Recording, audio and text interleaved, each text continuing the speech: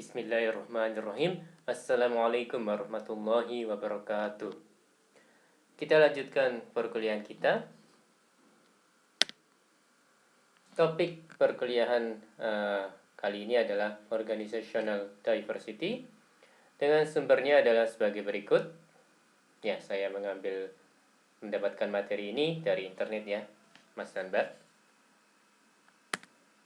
Oke. Keragaman dalam organisasi.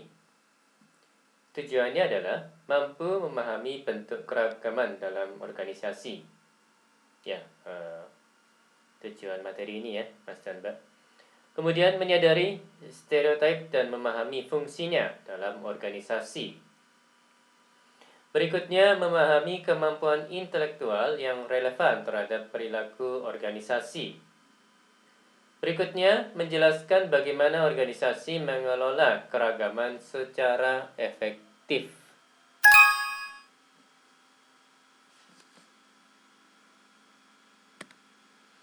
Oke, ya, terkait dengan keragaman, ya ini apa itu keragaman?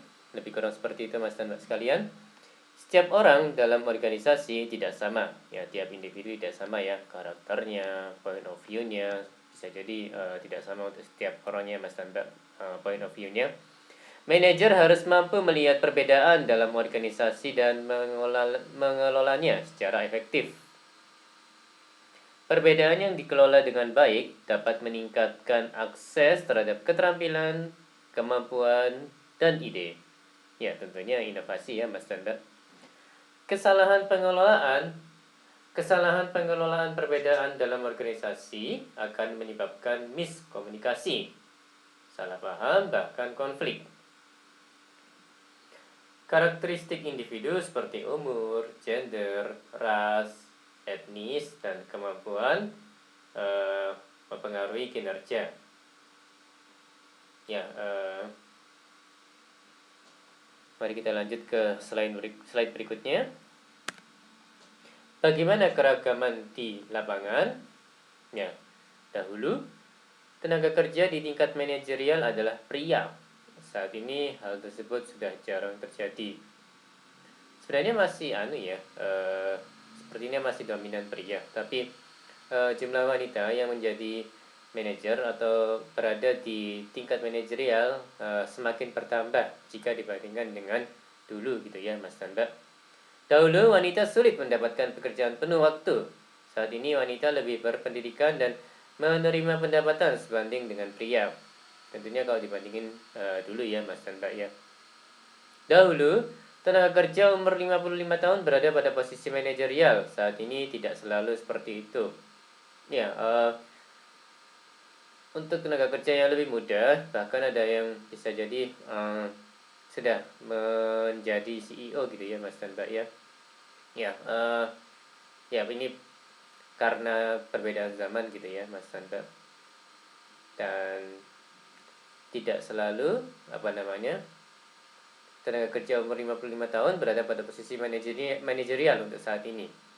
Bisa jadi iya, bisa jadi di bawah itu ya Mas dan Mbak. Oke, bagaimana tingkat keragaman yang ada? Yang pertama, surface level diversity terjadi berdasarkan stereotype dan asumsi. Yang kedua, deep level diversity terjadi berdasarkan kepribadian dan nilai karena telah saling mengenal. Penting untuk menyadari dan memahami bagaimana stereotip yang terjadi dalam organisasi agar mampu membangun komunikasi dengan baik dalam organisasi. Terlebih dalam itu ya, organisasi yang global gitu ya Mas dan Mbak ya. Dimana para pekerjaannya itu tidak hanya dari satu etnis atau satu negara tertentu, bisa jadi akan banyak keragaman etnis, keragaman negara di organisasi global tersebut. Oke, apa itu diskriminasi? Ya, diskriminasi tidak selamanya berkonotasi buruk ya Mas dan Mbak ya. Alasannya adalah dengan mengetahui satu karyawan yang sangat hebat akan membantu untuk membuat keputusan rekrutmen pegawai tetap. Dengan mengetahui bahwa satu karyawan memiliki kemampuan kepemimpinan yang sangat hebat, akan membantu membuat keputusan promosi. Ya, makin ke atas gitu ya levelnya. Dari manajer level bawah ke level menengah, kemudian ke level yang atas gitu ya. Tentu kemampuan kepemimpinan akan sangat dibutuhkan terkait dengan kenaikan jabatan, kenaikan posisi manajerial ini ya, Mas dan Mbak. Ketika berbicara tentang diskriminasi, seringkali konotasinya adalah perilaku yang tampak berbeda dengan stereotip dari sekelompok orang tertentu, daripada sebaliknya bahwa kita berada dalam satu kelompok yang sama. Jadi mungkin maksudnya adalah diskriminasi itu berbeda dengan kebanyakan orang gitu ya Mas dan Mbak ya.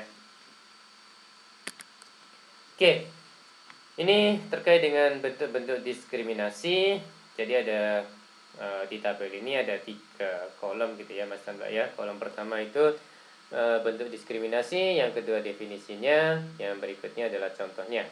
Oke, masuk ke diskriminasi kebijakan. Definisinya adalah tindakan pemimpin organisasi yang menghiraukan kesetaraan penghargaan berdasarkan kinerja. Jadi contohnya, pekerja yang sudah tua atau sudah senior gitu ya, mendapatkan benefits lebih besar dibandingkan mereka yang masih berada di bawah dengan kemampuan sama. Ya karena sudah lama mengabdi, sudah lama di organisasi itu, sudah lama di institusi itu gitu ya, sudah lama di kampus itu misalnya. Apa namanya? Akan mendapatkan bonus yang lebih besar gitu ya, bonus yang didasarkan atas waktu kerja gitu misalnya. Oke, yang berikutnya pelecehan seksual, penyerangan secara fisik maupun mental yang berupa penyerangan di tempat kerja. Ya, ini contohnya merendahkan rekan kerja berdasarkan gender, memandang rekan kerja ke daerah tertentu. Oke, berikutnya bentuk diskriminasi, intimidasi. Definisinya menebar ancaman langsung terhadap kelompok tertentu karyawan. Ya, contohnya keturunan Madura dicemooh melalui logat daerah. Oke. Bentuk diskriminasi yang berikutnya adalah penghinaan, membuat lelucon tentang stereotip tertentu yang keterlaluan. Contohnya, karyawan keturunan China sering dipandang sebagai orang yang pelit. Oke. Ya, masuk ke exclusion. Ini adalah mengeluarkan orang tertentu dari sebuah peluang kerja. Contohnya, wanita di bagian keuangan hanya diberikan pekerjaan umum atau pekerjaan ringan yang tidak memberikan perjalanan karir yang baik. Berikutnya, incivility, yakni melakukan perbuatan agresif, mengabaikan seseorang. Ya, contohnya, dalam rapat, pendapat wanita seringkali diabaikan, tidak dihiraukan. Ya, walaupun si pekerja wanita itu memberikan opini, masukan, saran, kritik gitu ya. Ya, kalau dikaitkan dengan bentuk diskriminasi incivility ini, pendapat tersebut, opini tersebut, kritikan, saran tersebut tidak dianggap, tidak dihiraukan ya Mas dan Mbak. Oke, ini terkait dengan keragaman diversity. Surface level, perbedaan karakteristik yang mudah dirasakan seperti jenis kelamin, ras, etnis, usia, atau cacat, namun belum tentu mencerminkan cara orang berpikir atau merasa, tapi itu dapat menimbulkan stereotip tertentu. Untuk yang deep level, perbedaan nilai, kepribadian, dan preferensi kerja yang menjadi penting untuk menentukan kesamaan antar orang agar mampu mengenal satu sama lain dengan lebih baik. Nah, diskriminasi memperhatikan perbedaan berdasarkan hal yang sering dilihat tidak adil, yang berarti menilai individu berdasarkan stereotip kelompok demografis tertentu. Ya, ini ya, hal yang sering dilihat tidak adil. Oke, keragaman dinilai dari mana? Diversity dinilai dari mana? Jadi ada umur, ada gender, ada ras dan etnis, disability, cacat, kemudian masa jabatan, agama, orientasi seksual, serta identitas gender. Oke, diskriminasi umur. Ya, apa itu diskriminasi umur? Tenaga kerja senior tua itu seharusnya lebih berpengalaman, memiliki etika kerja lebih baik, dan kualitas komitmen kerja lebih baik. Ya, karena sudah lama ya di perusahaan itu, di organisasi itu. Fakta tenaga kerja senior tua adalah kurang fleksibel dan gaptek, pegap teknologi. Ya, karena sudah lama gitu ya, dan pola pikirnya sudah lebih terbentuk dari yang tenaga kerja junior atau yang muda. Jadi bisa jadi kurang fleksibel ya. Tapi ini ya, belum tentu untuk semuanya. Kemudian gaptek atau gagap teknologi ya, ini ya karena apa ya, pergantian eh, apa namanya itu, perkembangan zaman gitu ya Mas dan Mbak ya. Kan memang teknologi cepet banget kan ya. Dulu 20 tahun yang lalu masih belum ada laptop gitu ya Mas dan Mbak ya. Jadi ya sekarang sudah ada, dan dulu 20 tahun yang lalu HP juga masih ada nggak ya? Ya, tentunya yang apa itu namanya ya?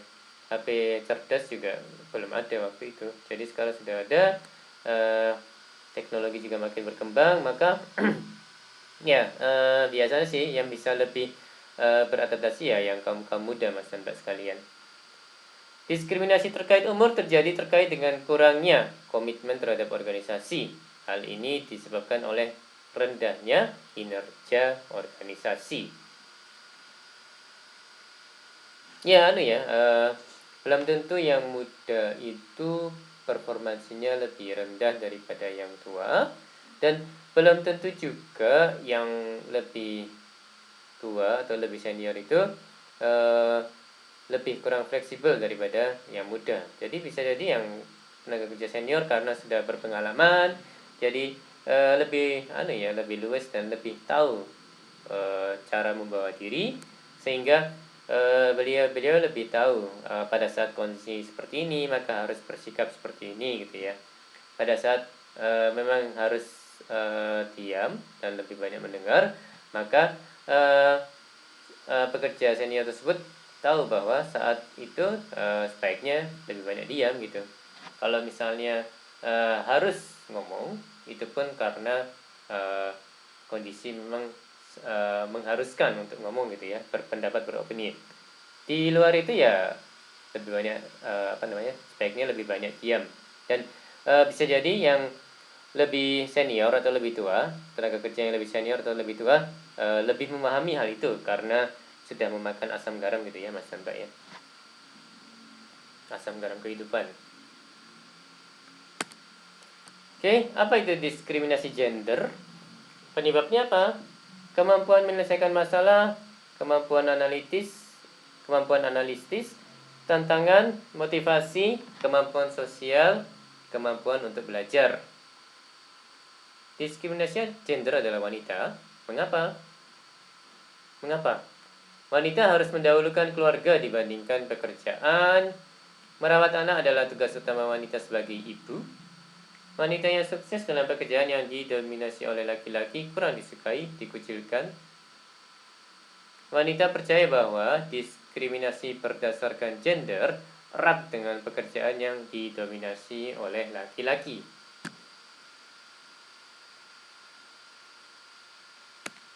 Oke, diskriminasi ras dan etnis. Apa itu diskriminasi ras dan etnis? Perlu banyak penelitian lebih lanjut.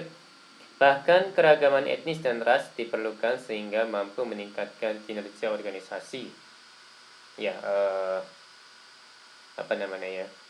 bisa jadi karena adanya keragaman etnis dan ras ini, inovasi, ide-ide brilian bisa lebih banyak muncul gitu ya Mas dan Mbak ya, jika dibandingkan dengan etnis dan rasnya itu homogen gitu ya Mas dan Mbak. Ya ini bisa jadi seperti itu. Ada kemungkinan seperti itu Mas dan Mbak sekalian. Oke, ini diskriminasi bagi disability, cacat. Diskriminasi yang terjadi adalah kurang disukai untuk direkrut sebagai karyawan. Bukan pilihan utama calon karyawan karena tidak memiliki ekspektasi besar.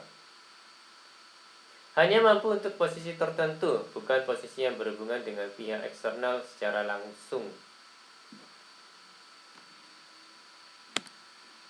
Oke, Ini Erin Kalan ya, Mas dan Mbak mungkin bisa mengeceknya sendiri di internet.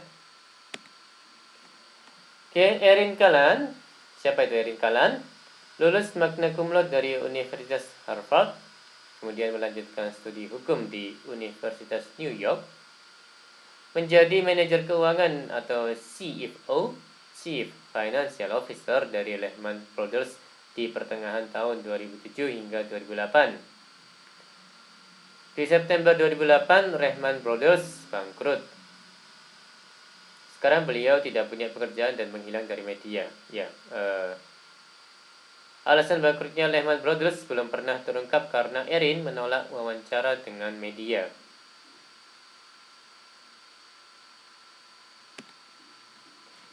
Berdasarkan Fortune, banyak kolega Erin di Lehman Brothers sangat terganggu dengan gaya dan cara berpakaiannya. Pencalonan Erin menjadi CFO sempat ingin dibatalkan, namun tetap berjalan. Intinya adalah pekerjaan yang didominasi oleh laki-laki apabila ditempati oleh perempuan kurang mendapatkan apresiasi. Walaupun Erin sebenarnya memiliki kemampuan yang dibutuhkan oleh perusahaan, kesalahan keterpilihan Erin sebagai CFO adalah beliau tidak memiliki latar belakang pendidikan tentang akuntansi, keuangan, atau operasional. Ya, beliau kalau di slide sebelum ini beliau orang hukum ya, Mas Mbak. Oke, ini referensi-referensi terkait dengan ini ya, keragaman di organisasi. Ada Organizational Behavior karya Stephen P. Robbins dan Timothy A. Ada Sutopo Hendiat di tahun 2012 dan Dr. Andes Ahmad Mohji 2013 dengan judul Teori dan Perilaku Organisasi. Yang Pak Sutopo Hendiat ini di tahun 2012 judulnya adalah Perilaku Organisasi, Teori dan Praktik dalam Bidang Pendidikan. Oke, ya ini penelitian tentang keragaman. Monggo Mas dan Mbak mungkin bisa mendapatkannya sendiri via internet, lewat internet ya. Jadi, person, organization, fit, and the war for talent. Does diversity management make a difference? Oke, penulisnya Eddie S. W. Eng dan Ronald J. Burke. Ya, di penelitian ini permasalahan keragaman yang diangkat. Seberapa penting manajemen keragaman bagi pelamar kerja untuk memilih pekerjaan yang tepat? Kemudian teorinya, individu menilai kesesuaian nilai pribadi dan organisasi, baru kemudian memutuskan pekerjaan yang sesuai. Saya ulangi, teorinya, individu menilai kesesuaian nilai pribadi dan organisasi, baru kemudian memutuskan pekerjaan yang sesuai. Oke, permasalahan yang ingin dijawab sepertinya oleh penelitian yang disebutkan di slide sebelum ini ya Mas dan Mbak ya. Pelamar kerja yang terdiri dari kaum minoritas yaitu wanita dan etnis minoritas lebih menyukai manajemen keragaman. Bagi pelamar kerja dari kaum minoritas, manajemen keragaman adalah faktor penting ketika memilih pekerjaan yang tepat. Dan mereka yang memiliki kemampuan lebih menyukai manajemen keragaman karena lebih menarik, memberikan tantangan dan peluang. Oke, hasil penelitiannya. Alat penelitian yang digunakan adalah kuesioner skala Likert 5 poin. Kesimpulannya adalah iya. Alasannya adalah jika organisasi ingin meningkatkan daya saing, maka organisasi atau perusahaan harus melakukan rekrutmen dari berbagai jenis tenaga kerja. Gitu ya. Jadi memang semakin beragam, semakin bagus kinerja organisasinya. Seperti itu kalau saya tidak salah menangkap kesimpulannya Mas dan Mbak sekalian.